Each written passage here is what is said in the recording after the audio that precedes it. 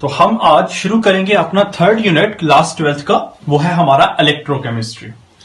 2 unit हमने अच्छे से कंप्लीट कर लिए हैं, हम पढ़ चुके हैं 2 यूनिट को।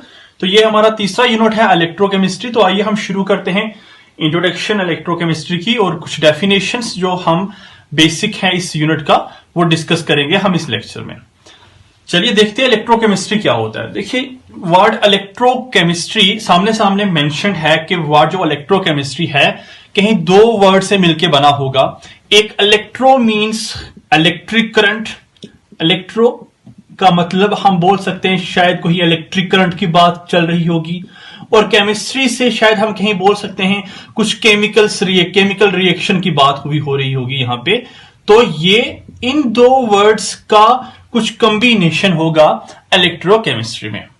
अब क्या है जरा एक्चुअल डेफिनेशन इलेक्ट्रोकेमिस्ट्री की, तो उसे आप समझने की कोशिश कीजिए।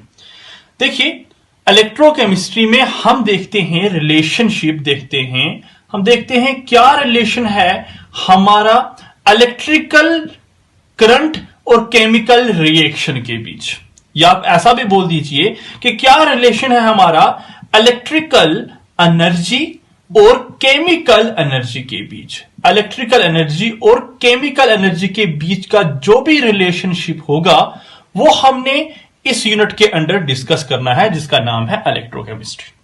चलिए मैं सादी लैंग्वेज में आपको बताता हूं, आपको आराम से क्लियर हो जाएगा।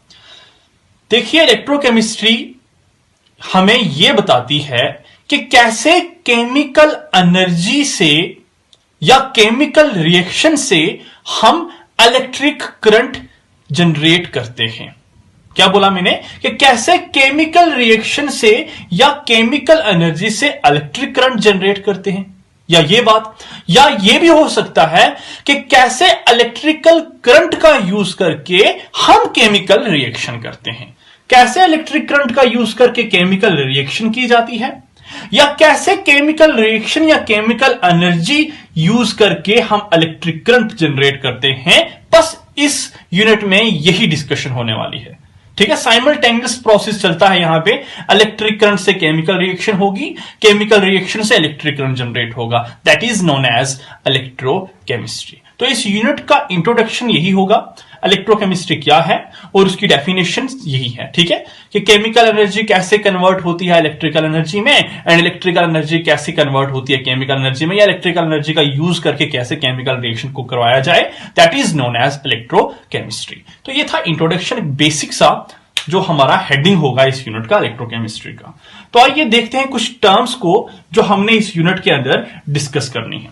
सबसे पहली टर्म हम देखते हैं व्हाट इज रिडॉक्स रिएक्शन। जो यहां पे बार बार आएगी वो टर्म है रिडॉक्स रिएक्शन। क्या होती है रिडॉक्स रिएक्शन, हम जरा देखते हैं। देखिए क्लास 11th में अच्छा एक पूरा यूनिट था रिडॉक्स रिएक्शन का। वहां आपने पढ़ा था कि ऐसी सारी रिएक्शन जिनमें ऑक्सीडेशन एंड रिडक्शन साइमल्टेनियसली हो, ऐसी रिएक्शन जिसमें एक ही टाइम ऑक्सीडेशन भी हो और एक ही टाइम रिडक्शन भी हो, that reaction is known as redox reaction. अब ये ऑक्सीडेशन क्या है, रिडक्शन क्या है, ये आपने पढ़ा हुआ है। ऑक्सीडेशन होता है loss of electron and reduction होता है गेन ऑफ इलेक्ट्रॉन। रिडक्शन है गेन ऑफ इलेक्ट्रॉन। आप ये बड़े अच्छे से जानते हैं इस चीज को, बेसिक सा कंसेप्ट है। ठीक है, तो मैंने कहा रिडॉक्स रिएक्शन ऐसी रिएक्शन जिनमें oxidation and reduction at a time हो, साइमल्टेनियसली हो, that is known as redox reaction. एक छोटी सी एग्जांपल देख लीजिए। फॉर एग्जांपल ये हमारा जिंक है सॉलिड फॉर्म में, रिएक्ट करेगा कॉपर सल्फेट के साथ CuSO4, ये साल्ट है, एक्वस फॉर्म में है। ठीक है, result in the formation of ZnSO4, ये भी सॉल्ट बन गया एक्वस फॉर्म में, और यहां से कॉपर सॉलिड फॉर्म में अलग हो गया। ये रिएक्शन है। अब ये रिएक्शन हम बोलते हैं ये रिडॉक्स रिएक्शन है। अब जरा प्रूफ करके देखते हैं क्या इसमें ऑक्सीडेशन एंड रिडक्शन साइमल्टेनियसली हो रहा है या नहीं हो रहा। देखिए कोई भी चीज अपनी एलिमेंटल स्टेट में होगी, देखिए आप जानते हैं इस चीज को कि कोई भी चीज अपनी एलिमेंटल स्टेट में होगी उसकी 0 ऑक्सीडेशन स्टेट होती है। तो जिंक यहां 0 ऑक्सीडेशन स्टेट में है। क्लियर। अच्छा यहां देखिए जिंक किस ऑक्सीडेशन स्टेट में है? एक सल्फेट के ऊपर 2 नेगेटिव चार्ज होता है, SO4 के ऊपर 2 नेगेटिव चार्ज। तो जिंक के ऊपर क्या चार्ज है? यहां पे 2 पॉजिटिव चार्ज है। तो जिंक 0 ऑक्सीडेशन स्टेट से +2 में गया, मतलब जिंक ने 2 इलेक्ट्रॉन को क्या किया? लॉस किया। अगर जिंक Zn0 से Zn2 पॉजिटिव में जा रहा है, इसका मतलब जिंक की क्या हो रही है? यहां पे जिंक की ऑक्सीडेशन हो रही है। क्लियर है? अच्छा, फॉर एग्जाम्पल CuSO4 में SO4 2 नेगेटिव था और Cu 2 पॉजिटिव था। ठीक है, अब कॉपर यहां 2 पॉजिटिव ऑक्सीडेशन स्टेट में है, इस तरफ 2 पॉजिटिव ऑक्सीडेशन स्टेट। और आगे देखिए कॉपर की ऑक्सीडेशन स्टेट क्या है? आगे हमने देखा कॉपर अपनी एलिमेंटल स्टेट में है, और जो चीज एलिमेंटल स्टेट में होती है उसकी ऑक्सीडेशन स्टेट क्या होती है? 0 होती है। तो कॉपर +2 से 0 हो गया। जब गेन किए इलेक्ट्रॉन तभी तो उसका प्लस चार्ज खत्म हुआ, तो gain of electron is known as reduction. तो यहां पे जो प्रोसेस ये रिएक्शन लिखी थी मैंने, इस रिएक्शन में ऑक्सीडेशन एंड रिडक्शन साइमल्टेनियसली हो रहा था, और इस रिएक्शन को हम क्या बोलते हैं? रिडॉक्स रिएक्शन बोलते हैं। क्लियर है आपको?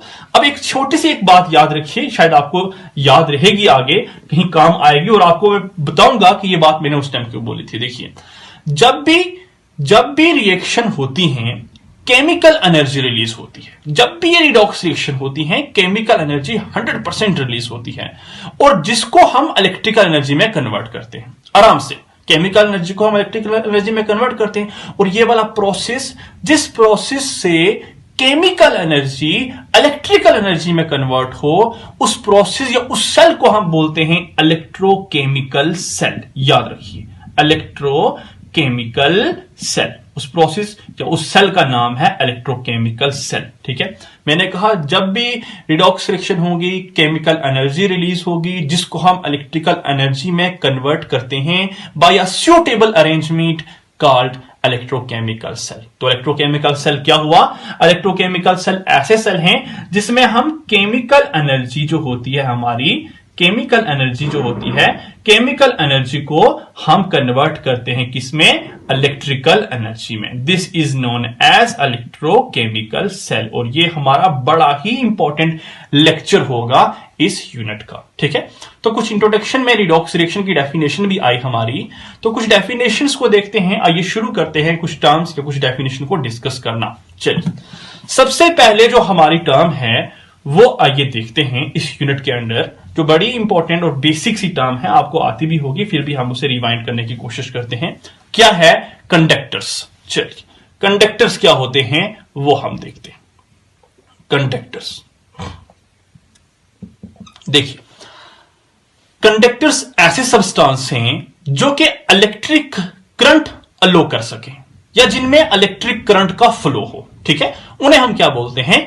कंडक्टर्स बोलते हैं। ये आप जानते भी हैं, जिनमें इलेक्ट्रिक करंट का फ्लो होने कंडक्टर्स बोलते हैं। बार बार आप पढ़ते हैं, क्लास 6 से लेकर शुरू हुआ था ये। ठीक है, अब कंडक्टर होते कितने तरह के हैं वो देखिए। टाइप्स ऑफ कंडक्टर, तो कंडक्टर ब्रॉड क्लासिफाइड किया कंडक्टर 2 इंपॉर्टेंट कैटेगरीज में। सबसे पहले जो कंडक्टर हैं वो है हमारे मेटेलिक और इलेक्ट्रॉनिक कंडक्टर।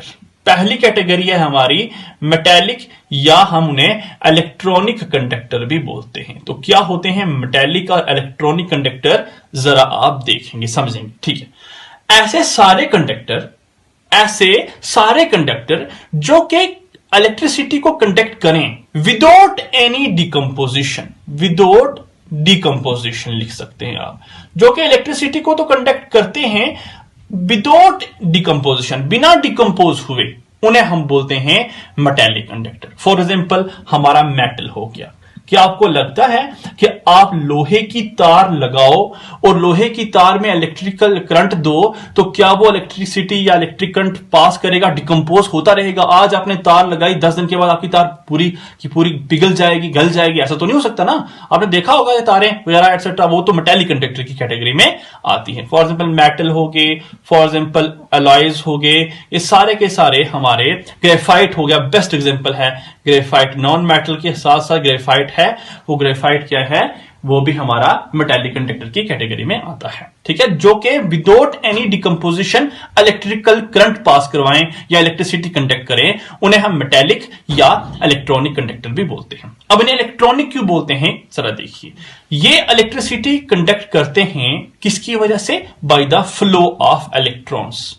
ये इलेक्ट्रिसिटी को कंडक्ट करते हैं bye the flow of electrons, that's why इनको हम इलेक्ट्रॉनिक कंडक्टर बोलते हैं। तो ये हुआ हमारी पहली कैटेगरी, जिन्हें हम मेटालिक या इलेक्ट्रॉनिक कंडक्टर कहते हैं। तो सेकंड कैटेगरी है हमारी इलेक्ट्रोलिटिक कंडक्टर। सेकंड कैटेगरी देखिए, इलेक्ट्रोलिटिक कंडक्टर। क्या होते हैं इलेक्ट्रोलिटिक कंडक्टर, वो आप देखेंगे साहब। इलेक्ट्रोलिटिक कंडक्टर तो वो वाले कंडक्टर जो कि इलेक्ट्रिसिटी कंडक्ट करें लेकिन डिकम्पोज हो जाएं, ठीक है, विच अंडरगो डिकम्पोजिशन, और जब डिकम्पोज होंगे तब वो इलेक्ट्रिक करंट पास करेंगे उनमें से, या इलेक्ट्रिसिटी का कंडक्शन होगा, तो उन सब कंडक्टर को हम इलेक्ट्रोलिटिक कंडक्टर भी कहते हैं। अब इनको दूसरी तरह से हम ये भी कह सकते हैं, these are also known as electrolytes. इन्हें हम इलेक्ट्रोलाइट्स भी बोलते हैं, ठीक।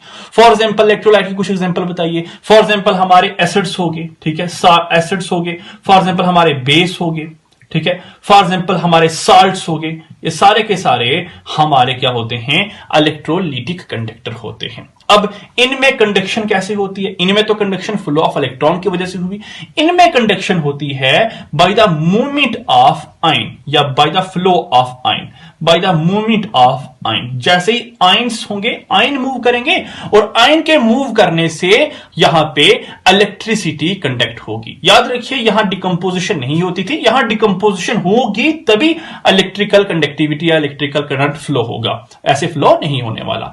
अब मूवमेंट ऑफ आयन की वजह से इस यहां पे इलेक्ट्रिकल करंट फ्लो हो रहा है, दैट्स व्हाई इस तरह के कंडक्टर को हम, वहां इलेक्ट्रॉनिक कंडक्टर का नाम दिया था, यहां पे हम आयनिक कंडक्टर भी बोलते हैं। तो इनका दूसरा नाम क्या हुआ, these are also known as ionic conductor, ठीक है। यहां पे इसका नाम आयनिक कंडक्टर भी है। तो यहां पे एक वर्ड आया इलेक्ट्रोलाइट का, तो क्या है इलेक्ट्रोलाइट, जरा अब इस पे फोकस किया जाए, ठीक है।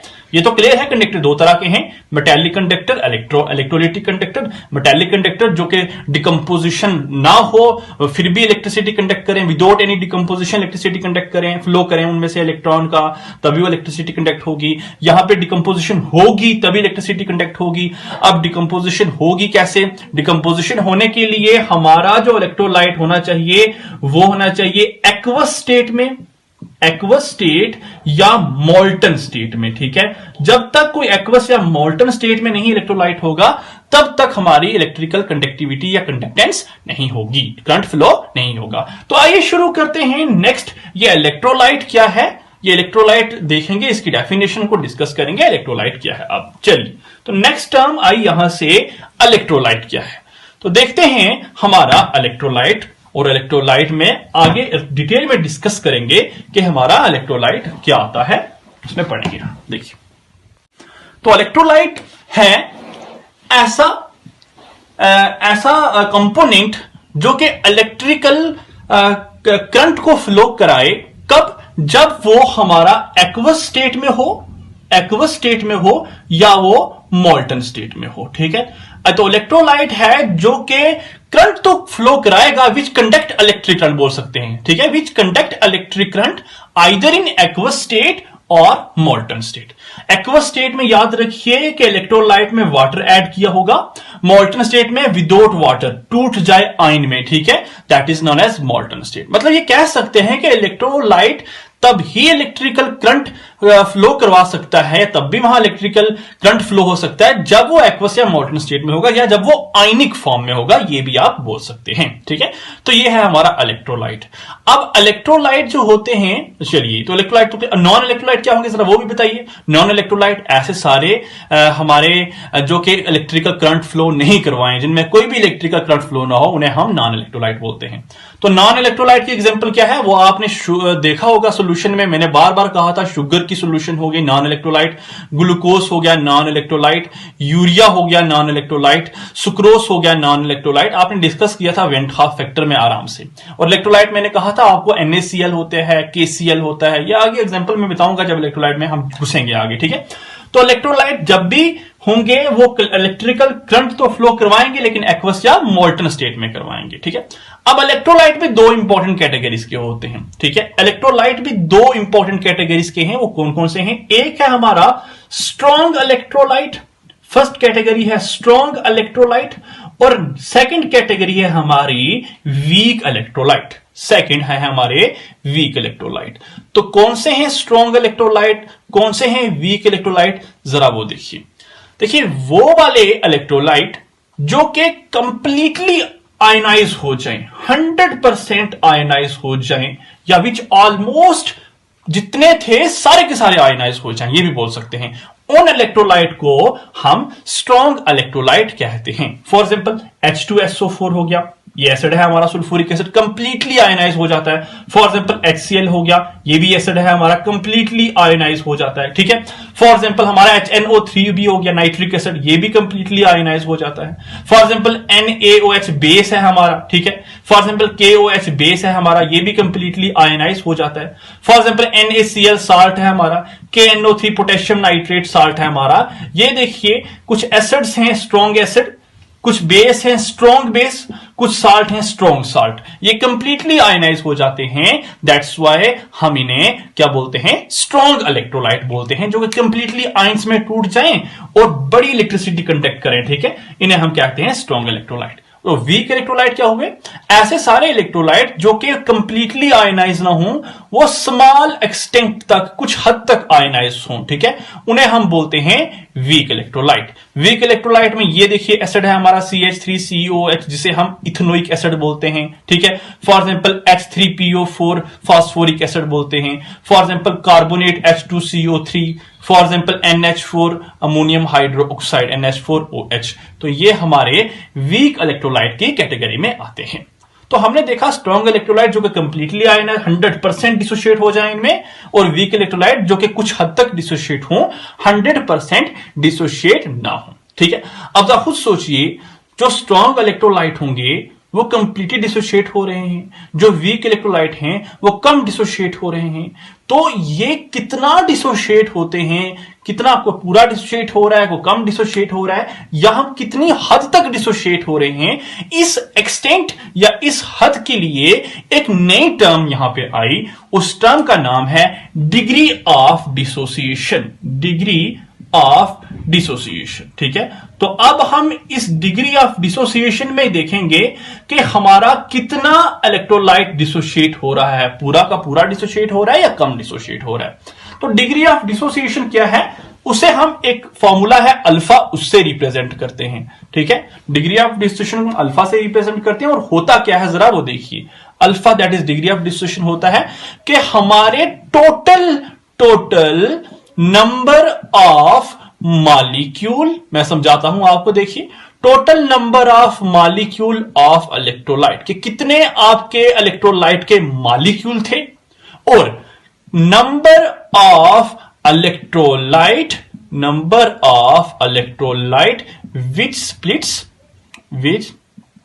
splits into ions, कि कितने आपके टोटल मॉलिक्यूल थे इलेक्ट्रोलाइट के, अब वो कितने डिसोशिएट हुए हैं, that is known as degree of dissociation, ठीक है। टोटल कितने थे और बचे कितने हैं, ठीक है, that is known as degree of dissociation. तो इसको आप देखिए अगलेट करते, फॉर एग्जांपल मैं तरीका एक समझाता हूं आपको, आराम से समझ आ जाएगा। फॉर एग्जांपल एक बड़ा मोटा बंदा है, ठीक है, बड़ा ही मोटा बंदा है, और वो लेके आया 100 चेयर्स, 100 कुर्सियां लेके आया, ठीक है। बड़ा मोटा बंदा है, वो 100 चेयर्स लेके आया। अब क्या किया कि 100 चेयर्स में से वो 50 चेयर के ऊपर बैठा, मतलब सबके ऊपर बैठा, लेकिन 50 चेयर उसने तोड़ दी, ठीक है, बैठ के 50 चेयर उसने तोड़ दी। तो बताइए टोटल चेयर बची कितनी उसके पास? 50 तोड़ दी, टोटल कितनी थी? 100। तो दैट इज उसने कितना, उसके पास बची कितनी? 1/2 मतलब कितना परसेंट, अगर बोला जाए कितना परसेंट उसने तोड़ी या बची, तो कितने परसेंट तोड़ी या बची? 50% ही तो हुआ ना, 50% ही उसने तोड़ी या उसके पास बची। फॉर एग्जाम्पल लेट करते हैं उस बंदे के पास क्या है कि अब 100 चेयर थी, 50 तोड़ी थी उसने, अब उसके पास 50 नहीं, अब उसने कितनी तोड़ी है, हम बोलते हैं 25 चेयर ही उसने तोड़ी, 25 ही चेयर उसने तोड़ी है बैठ के।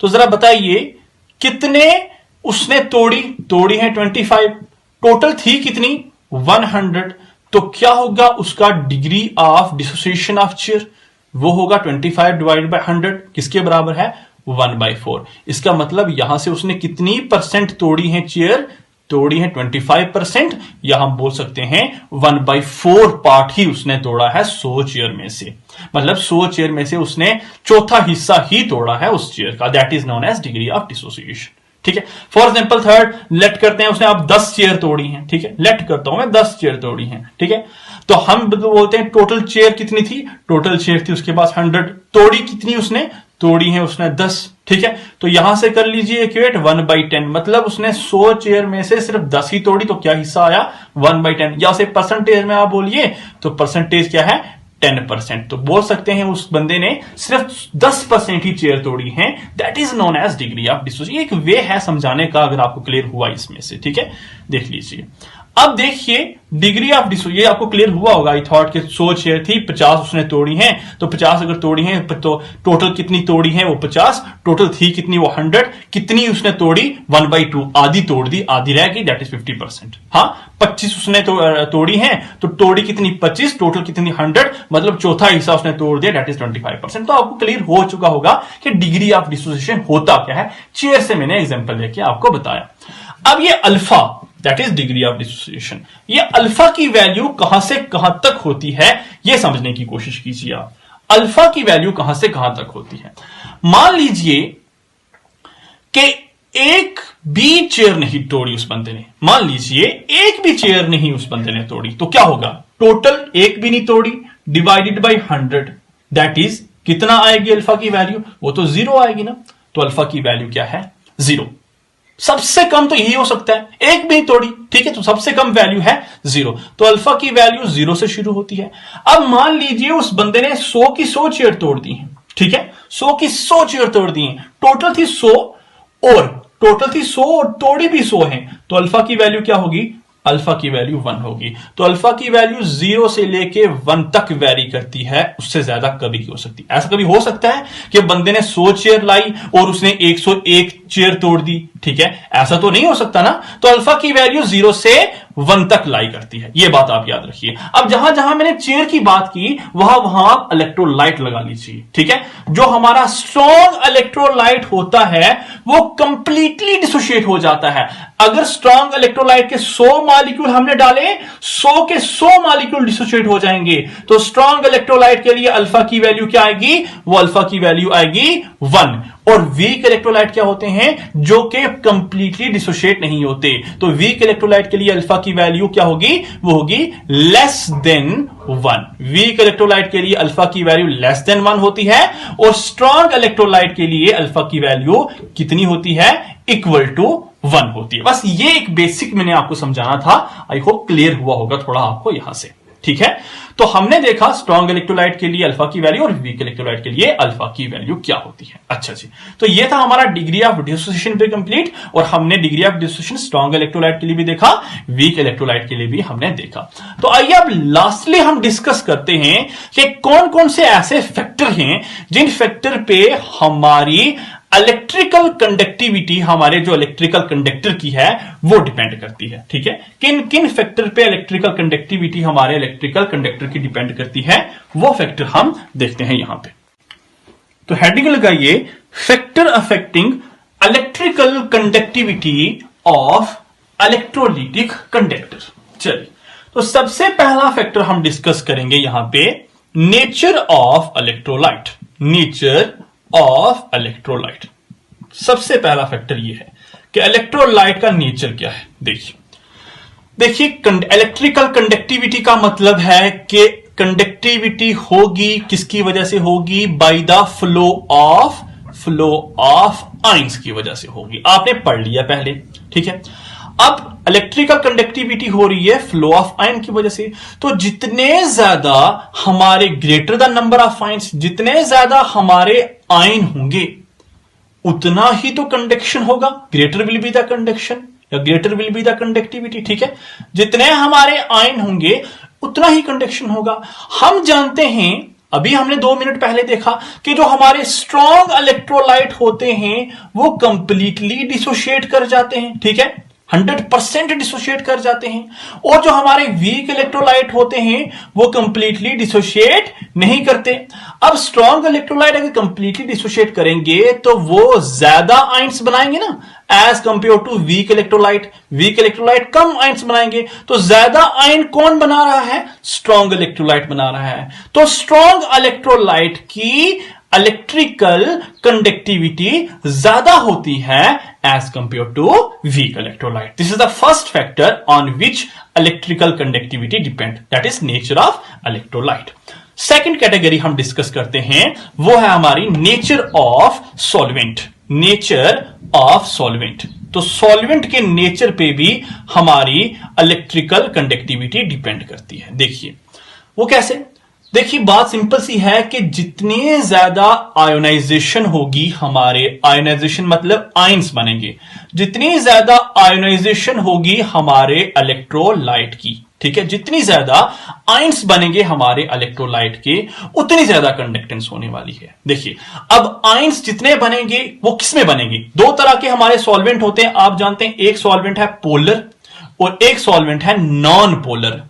पोलर सॉल्वेंट वो वाला जिसमें पोल्स हों, आयंस हों, चार्जेस हों। नॉन पोलर सॉल्वेंट वो वाला जिसमें चार्जेस ना हों। अब हम जानते हैं कि इलेक्ट्रोलाइट में भी आयंस होते हैं, पोलर सॉल्वेंट में भी आयन होते हैं। तो जो पोलर सॉल्वेंट होगा वो, उसमें अगर इलेक्ट्रोलाइट डालेंगे तो ज्यादा आयन बनेंगे as compare to non polar solvent में इलेक्ट्रोलाइट डालेंगे, क्योंकि उसमें कम आयन बनेंगे। ठीक है, दैट्स व्हाई पोलर सॉल्वेंट में इलेक्ट्रिकल कंडक्टिविटी ज्यादा होती है, या पोलैरिटी जब होगी तो आयन ज्यादा होंगे। ऐसा भी बोल सकते हैं कि जितनी ज्यादा पोलैरिटी होगी उतने ज्यादा नंबर ऑफ आयंस बनेंगे, और जितने ज्यादा नंबर ऑफ आयन बनेंगे, जितने ज्यादा नंबर ऑफ आयन बनेंगे उतनी ज्यादा कंडक्टेंस होगी। ये है हमारा सेकंड फैक्टर, जितनी ज्यादा पोलैरिटी उतने नंबर ऑफ आयन, और जितने नंबर ऑफ आयन उतनी ही हमारी कंडक्टेंस होने वाली है। तो 2 फैक्टर डिस्कस हो चुके। थर्ड फैक्टर हम डिस्कस करते हैं, that is concentration of electrolytic solution। concentration of electrolytic solution, यह है हमारा तीसरा factor, concentration of electrolytic solution। देखिए कंसंट्रेशन पे कैसे डिपेंड करता है कि जितनी ज्यादा कंडक्टेंस आप सोच रहे हैं, जितनी ज्यादा कंडक्टेंस आप बढ़ाना चाहते हैं, वो उस वाली सॉल्यूशन में बढ़ेगी जो सॉल्यूशन हमारी होगी डाइल्यूट। डाइल्यूट सॉल्यूशन में हमारी कंडक्टेंस ज्यादा होती है as compare to concentrated solution. ठीक है, तो जितनी ज्यादा हमारी सॉल्यूशन डाइल्यूट होगी उतनी ज्यादा उसकी कंडक्टेंस ज्यादा, क्योंकि डाइल्यूट सॉल्यूशन क्या करती है, जल्दी ही आयंस बना देती है, और जितने आयंस बनते हैं उतनी कंडक्टेंस होती है। कंसंट्रेटेड सॉल्यूशन जल्दी आयंस नहीं बनाती, जल्दी हमारे इलेक्ट्रोलाइट को नहीं तोड़ती। जितनी कंसंट्रेटेड सॉल्यूशन होगी उतने नंबर ऑफ आयंस कम होंगे, और जितने नंबर ऑफ आयन कम होंगे उतनी कंडक्टेंस कम होने वाली है। तो हम बोल सकते हैं कि dilution is directly proportional to conductance and concentration या concentrated solution is inversely proportional to conductance या conductivity। ठीक है, तो ये था हमारा थर्ड फैक्टर। और फोर्थ फैक्टर बड़ा ही सिंपल है, आप सब जानते हैं, दैट इज टेम्परेचर। फोर्थ है टेम्परेचर। तो आप जानते हैं कि जितना ज्यादा टेम्परेचर आप इंक्रीज करोगे उतने नंबर ऑफ आयंस इंक्रीज होंगे। क्यों? कि उतनी ज्यादा हमारे इलेक्ट्रोलाइट की डिसोसिएशन होगी। ये भी बोल सकते हैं कि जितना टेम्परेचर बढ़ाओगे उतना डिसोशिएट होगा इलेक्ट्रोलाइट, और जितना इलेक्ट्रोलाइट डिसोशिएट होगा उतने आयन बनेंगे, और जितने आयंस बनेंगे उतनी ही कंडक्टेंस होगी। ये था टेम्परेचर का फैक्टर। तो इन शॉर्ट बोल दीजिए, temperature is directly proportional to electrical conductivity. ठीक है, ये था हमारा फोर्थ फैक्टर। तो इसके बाद हम कुछ और टर्म्स को डिस्कस करेंगे, that is resistivity, conductivity etcetera. तो इस लेक्चर में फिलहाल इतना ही था। बड़ा ही इंटरेस्टिंग और बेसिक यूनिट है। अच्छे से समझने की कोशिश कीजिए। Thank you.